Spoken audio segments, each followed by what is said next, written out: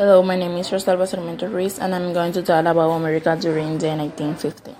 Americans want to enjoy life in the 1950s.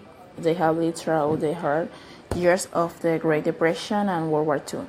The 1950s brought better times and new problems for Americans. Americans voted for General Eisenhower to be the next president. He helped end the Korean War. Eisenhower was president until 1961. After World War II, American soldiers returned home. The United States had a baby boom because millions of babies were born after the war.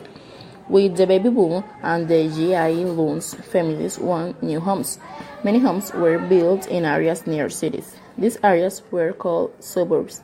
During the 1950s, millions of Americans moved to the suburbs. They were in nearby cities. Before the 1950s, many Americans got a terrible disease called polio. Some people never walked again after they had polio. Many people died.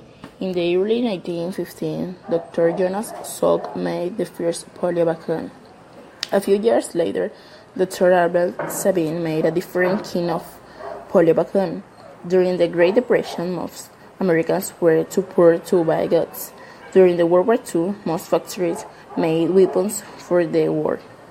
Americans bought new cars, refrigerators, and televisions. Televisions had been invented during the war.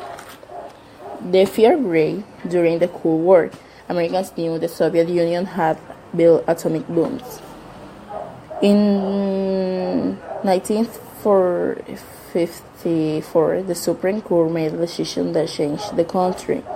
Ruled that separate schools for African American children and white children were against the Constitution. This decision helped the end segregation laws in the United States.